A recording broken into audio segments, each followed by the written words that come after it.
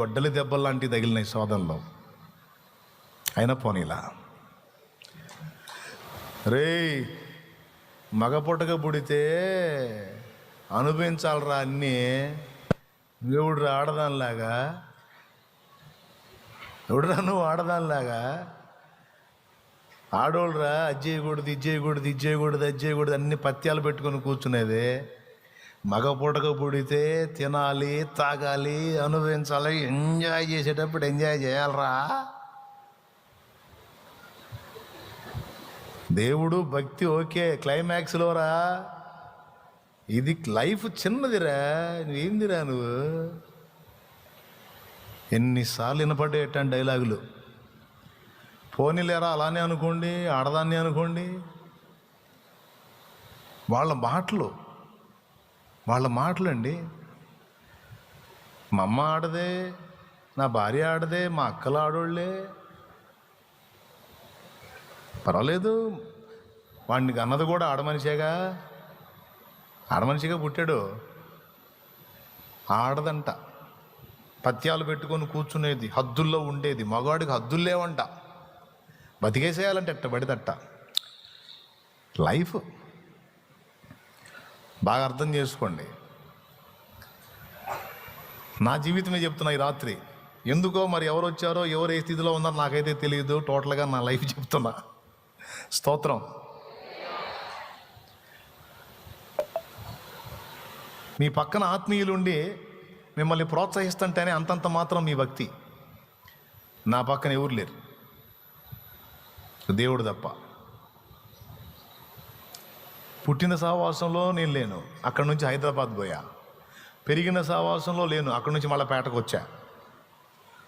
పర్టికులర్గా నన్ను గుర్తించి నువ్వు ఎలా ఉన్నావు, నువ్వు ప్రార్థన చేసుకుంటున్నావా, వాక్యం చదువుతున్నావా, భక్తిగా ఉన్నావా, విశ్వాసంలో స్థిరంగా ఉన్నావా, పవిత్రతను కాపాడుకుంటున్నావా, ఎట్లా ఉన్నావు, దేవునితో గడుపుతున్నావా అని ఒక్క ముక్క కూడా నన్ను చెప్పేవాడు, హెచ్చరించేవాడు లేడు. ఈరోజు మీ అందరికీ నేనున్నా. దేవునికి స్తోత్రం. లేనా? ఉన్నా. ఇప్పుడు ఇక్కడ లైవ్లో మీ ముందు కూర్చొని మాట్లాడుతున్నా. ఇప్పుడు సెల్ ఫోన్ ఓపెన్ చేసి ఎక్కడో నీ ఇంటికాడ సెల్ ఫోన్ ఓపెన్ చేసి అక్కడ కూడా పలకరిస్తా, హాయ్ తమ్ముడు బాగున్నావా అని. అక్కడ కూడా హెచ్చరిస్తానే ఉంటా, అక్కడ కూడా దేవుని గురించి నేను రేపుతానే ఉంటా. షార్ట్ మెసేజ్ వస్తాయిగా వాటిలోంచి. దేవునికి స్తోత్రం. అర్థమైందా? ఎక్కడో చోట ఏదో ఒక ఉపదేశం ద్వారా నిన్ను పలకరిస్తానే ఉంటా, కదిలిస్తానే ఉంటా. కానీ నా విషయంలో మరి నాకెవరో. అయ్యలారా ప్లీజ్ సీరియస్గా తీసుకోండి ఈ మాటల్ని. అమ్మ మీరు కూడా ఒక్కసారి నా ప్లేస్లో ఉండి ఆలోచించండి. నాకెవరు? కృంగిన వేళ నన్ను లేవనెత్తేది ఎవరు? ధైర్యం చెడిన వేళ నన్ను ధైర్యపరిచే వాళ్ళెవరు? వేదన నన్ను నిరాశ ఆవరించిన వేళ నా వేదనను తీర్చి నా నిరాశలో నుంచి నన్ను బయటికి లాగేది ఎవరు? ప్రార్థన నిర్లక్ష్యం చేసిన వేళ ప్రార్థన చేసుకున్నావా నన్ను హెచ్చరించేది ఎవరు?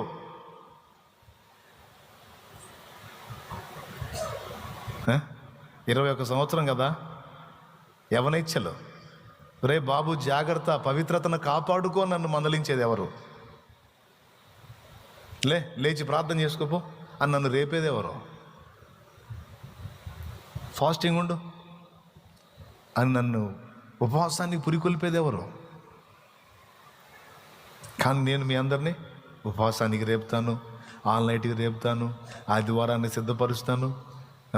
మళ్ళీ 1.5-2 గంటలు మీకు చెప్పి ఆయన్ని హత్తుకోండి, ఆయన మీద ఆధారపడండి, భయపడకండి, కృంగిపోకండి, ధైర్యంగా ఉండండి, ప్రభు నమ్మదగిన వాడు, ఆయనతో గలవండి, ఏకాంత ప్రార్థన చేయండి అని ఉపదేశాల్లో కూడా మళ్ళీ మధ్యలో గ్యాప్ ఉంటే ప్రార్థనా విజయాలు పెట్టి ఈరోజు ప్రార్థన చేసుకున్నారా? ఈరోజు దేవునితో గడిపారా? గడపలేదా? అట్లయితే ఇప్పుడు వెళ్ళి ప్రార్థనలో గడిపారా? అట్లయితే దేవునికి స్తోత్రం. అట్లా కూడా నిన్ను కదిలిస్తానే ఉన్నా నేను. అవునా? అన్ని రూపాల్లో దేవుడి కృపలో ఈరోజు మీకు అందుబాటులో ఉన్నాను, మిమ్మల్ని రేపుతున్నాను. ఒకవేళ మీరు సెల్ ఫోన్లో లేకపోతే మీకు చర్చికి వచ్చినప్పుడైనా సరే మీకు సంబంధించిన ఉపదేశం చేసి మిమ్మల్ని ప్రోత్సహిస్తున్నా. నా పరిస్థితి ఏంటి? 21 సంవత్సరం వయసు నుంచి 20 సంవత్సరాలుగా ఈ ప్రయాణం సాగుతానే ఉంది, విశ్వాస యాత్ర.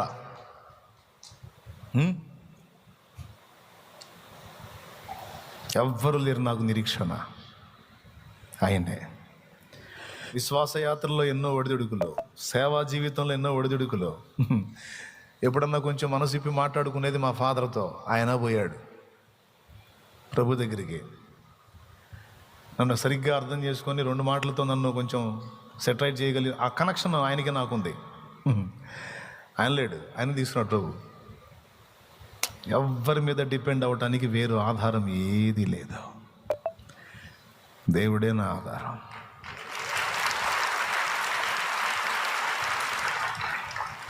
మరి ఎవరున్నారు మీరు చెప్పండి? ఎవరు నన్ను హెచ్చరిస్తారు? జాగ్రత్త అయ్యా అనేవాడు ఎవరు? సాక్ష్యం అయ్యా అనేవాళ్ళు ఎవరు? నువ్వు ఒక్కడివి దారి తప్పావంటే మొత్తం చెడిపోతారా, నీ సాక్ష్యం జాగ్రత్తగా కాపాడుకో అనేవాళ్ళు ఎవరు? ప్రార్థన చేసుకోయా, ఏకాంత ప్రార్థన శ్రద్ధ చేయవాక అనేది ఎవరు? శ్రమ కలిగిన వేళ కృంగినప్పుడు భయపడకాయా అని ధైర్యపరిచేది ఎవరు? ఏం కాదులయ్యా దేవుడు ఉన్నాడు అనే కనీసపు భరోసా ఇచ్చేది ఎవరు?